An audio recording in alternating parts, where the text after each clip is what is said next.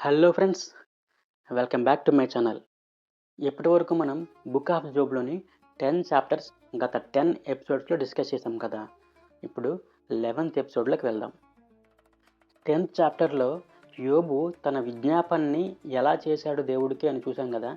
అప్పుడు 11th chapter నుంచి యోబు యొక్క ముగ్గురు స్నేహితుల్లో మూడోవాడు, మొదటిగా ఎలీఫజు, రెండోవాడిగా బిల్దాదు. వారు యోబుని ఏమన్నారు? ఎలీఫజ్ అయితే, నీవు ఏదో ఒక రహస్య పాపం చేయడం వల్లనే నీకు ఇటువంటి శిక్ష పడింది అన్నాడు. బిల్దాద్ అయితే, దేవుని ఆజ్ఞలను నువ్వు మీరి ఉన్నావు, దేవుని పరాక్రమానికి నువ్వు పరీక్ష పెట్టి ఉన్నావు కాబట్టి నీవు శ్రమలు అనుభవిస్తున్నావు అన్నాడు. ఇప్పుడు మూడవ స్నేహితుడైన జోఫర్ ఏమంటున్నాడో చూద్దాం. ప్రవాహముగా మాటలాడు మాటలకు ప్రత్యుత్తరము చెప్పవలని కదా, వదరబోతు వ్యాజ్యము న్యాయమని ఎంచుదవా. ఈయన ఏమంటున్నాడంటే, నీవు నోటుకొచ్చినట్టు మాట్లాడుతున్నావు, ఏదో సెన్స్ కోల్పోయి నీకు నచ్చినట్టుగా వాగేస్తున్నావు తప్ప వదరబోతులా అంటే ఏంటి? సింపుల్గా చెప్పాలంటే వాగుడు కాయలాగా మాట్లాడేస్తున్నావు. నీకున్న సిచ్యువేషన్ బట్టి నీవు నోటుకొచ్చింది అలా మాట్లాడేస్తున్నావు తప్ప నీవు దేవుని యొక్క సార్వభౌమత్వాన్ని, దేవుని యొక్క నీతిని నీవు పట్టించుకోవడం లేదు. ఈయన కూడా మిగతా ఇద్దరు స్నేహితుల్లాగానే మాట్లాడుతున్నాడు. మనం బాధలో ఉన్నప్పుడు చాలామంది స్నేహితులు వచ్చి మనల్ని పరామర్శిస్తారు కదా. కొంతమంది అయితే కష్టాలు మనుషులకు కాకపోతే చెట్లు పుట్టలకు వస్తాయి అంటారు. కొంతమంది అయితే మంచోడికే కష్టాలు వస్తాయని చెప్పి బాధపడుతుంటారు. వాళ్ళందరూ కూడా బాధలో ఉన్న వాళ్ళని ప్రోత్సహించడం కోసం, బ్రతుకు మీద వారికి ఆశ కోల్పోకుండా ఉండడం కోసం, ఫ్యూచర్ బాగుంటుంది అని చెప్పి ఆశ కల్పించే మాటలతో మాట్లాడతారు. ఈ ముగ్గురు స్నేహితులు కూడా యోబుతో పాటు నిశ్శబ్దంగా 7 రోజుల పాటు ఏడ్చిన తర్వాత, మొదట ఎలీఫజు, తర్వాత బిల్దాదు, ఇప్పుడు ఈ జోఫరు వారి మాటలతో యోబుని గాయపరుస్తున్నారు. నీ ప్రగల్భములు విని మనుష్యులు మౌనముగా ఉండవలెనా, ఎవడునూ నిన్ను అపహసించకుండానే నీవు హాస్యం చేయుదువా. జనరల్గా మనతో ఎవరైనా మాట్లాడినప్పుడు వారు జోవియల్గా ఉన్నప్పుడు చూసి మనం వారి మీద కూడా జోకేస్తుంటాం కదా.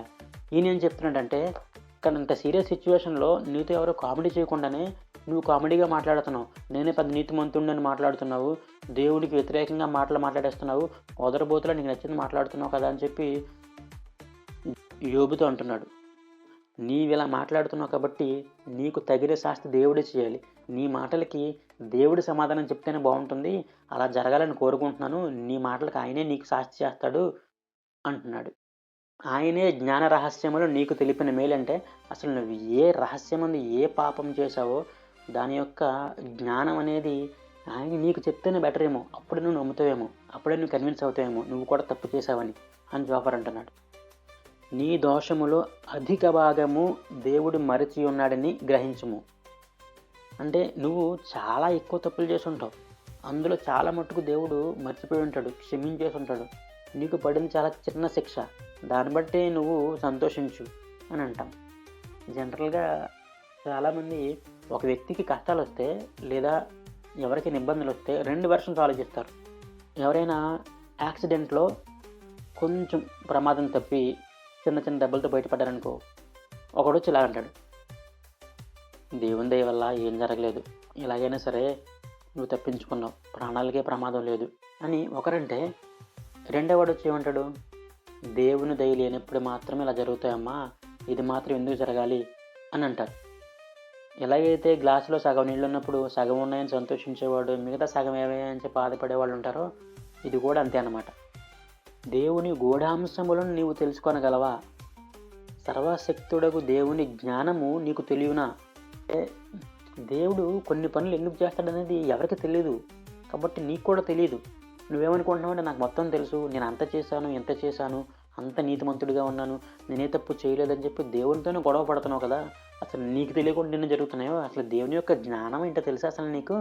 కానీ దేవుని యొక్క జ్ఞానమును కొలమానం చూపించి ఈ జోఫరు ఈ క్రింది మాటలు చెప్తున్నాడు. అవి ఏంటంటే, ఆకాశ వీధి అంత ఉన్నతమైనది, పాతాళము అంత లోతైనది, భూమి కంటే అధికమైన పరిమాణం కలది, సముద్రము కంటే వెడల్పైనది.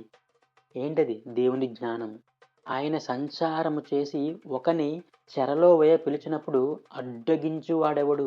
ఆయన ఒకరిని సెలెక్ట్ చేసుకొని వీడికి ఈ పనిష్మెంట్ ఇవ్వాలి అని అనుకున్నప్పుడు ఎవరడ్డి చెప్పగలరు దేవునికి అని దేవుని యొక్క స్థాయిని పెంచుతూ జోఫర్ ఇలా మాట్లాడుతున్నాడు.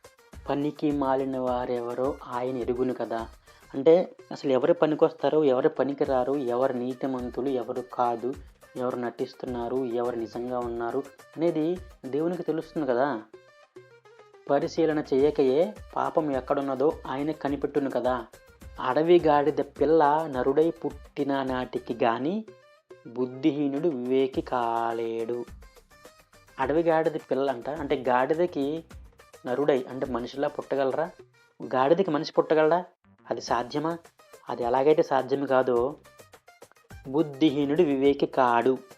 ఎప్పుడైతే అడవి గాడిద పిల్ల మనిషిగా పుట్టగలదో అప్పుడే బుద్ధిహీనుడు వివేకి కాగలడు అంటున్నాడు. దేవుని గురించి ఇలా మాట్లాడుతూ నీవు తప్పు చేశావని చెప్పి ఒక్కాణిస్తూ యోబుతో ఈ క్రింది మాటలు ఏం చెప్తున్నాడంటే, ఈ చేతులు ఆయన వైపు చాపిన ఎడల, పాపము నీ చేతిలో ఉండట చూచి దానిని విడిచిన ఎడల, నీ గుడారములో నుండి దుర్మార్గతను కొట్టివేసిన ఎడల, నిశ్చయముగా నిర్దోషివై నీవు సంతోషించదవు. ఈ చాప్టర్ అంతట్లో జోఫరు ఒకే ఒక్క వర్షం చెప్తున్నాడు. నీవు అధికమైన పాపములు చేసి ఉన్నావు, కానీ నీవు వాటిని ఒప్పుకోలేకపోతున్నావు. పైగా ప్రగల్భాలు పలుకుతూ దేవునితో వ్యాజ్యం ఆడడానికి సిద్ధపడ్డావు. ఇది తప్పు. నీవు పాపము చేశావు కాబట్టి దేవుని యొక్క సార్వభౌమత్వాన్ని తెలుసుకో. నీకు పూర్తిగా తెలియట్లేదు. నీవు దేవుని వైపు తిరిగి నీ చేతులను చాపి నీ పాపాన్ని విడిచిపెట్టి నీ గుడారం నుంచి దుర్మార్గతను తొలగించవేసి నీతిమంతునిగా మారటానికి ప్రయత్నించు, అప్పుడు సంతోషిస్తావు అని జోఫర్ చెప్తున్నాడు. యోబు యొక్క ముగ్గురు స్నేహితులు కూడా ఒకే వెర్షన్ ఫాలో అవుతున్నారు. అదేంటంటే యోబు నీతిమంతుడు అని వాళ్ళు నమ్మలేకపోతున్నారు. యోబు ఏ తప్పు చేశాడనేది యోబు యొక్క స్నేహితులకు తెలియటం లేదు. నిజానికి యోబుకు కూడా తెలియట్లేదు. యోబు యొక్క స్నేహితులైతే యోబు ఏదో ఒక తప్పు చేసి ఉన్నాడు అని నమ్ముతున్నారు. కాబట్టి ఒకరైతే నీవు పాపం చేశావని, ఒకరైతే నీ పిల్లలు పాపం చేశారని, ఒకరైతే నీవు కపటదారిగా ఉన్నావని, నీవు దేవుని యొక్క సార్వభౌమత్వాన్ని కించపరుస్తున్నావని, నీవు నీతిమంతుడు అని చెప్పి ప్రగల్భాలు పలుకుతున్నావని, ఇన్ని రకాలుగా యోబుని వాళ్ళు మాటలతో హింసిస్తున్నారు. యోబు మాత్రం తను చేసిన తప్పు ఏమిటి అని దేవుణ్ణి నిలదీసే పరిస్థితికి వచ్చాడు. మనమైతే యోబు అంత నీతిమంతులం కాదు, కానీ ఈ ముగ్గురు స్నేహితులు ఏం చెప్తున్నారనేది మనలాంటి వాళ్ళకి వర్తిస్తుందని గత ఎపిసోడ్స్లో కూడా చెప్పాను. యోబు యొక్క స్నేహితుల యొక్క మాటలు మనకి సూటిగా వర్తిస్తాయి. అదేమంటే మనము చేసిన పాపముల నుంచి మనము నేర్చుకోవాల్సిన విషయాలు ఏంటంటే, దేవుని తట్టు తిరిగి మన పాపములను విడిచిపెట్టి దుర్మార్గతను మన గుడారము నుంచి తొలగించి దేవునితో క్షమించబడి మనము సంతోషాన్ని మన హృదయాలు నింపుకోవాలి. ప్రస్తుతానికి జోఫర్ అయితే యోబుని అనుమానించాడు. ఆ అనుమానం ముందు ముందు కొనసాగుతుందా లేదా అనేది నెక్స్ట్ చాప్టర్స్లో చూద్దాము. అప్పటి వరకు మీరు సబ్స్క్రైబ్ చేయండి, కామెంట్ చేయండి, షేర్ చేయండి.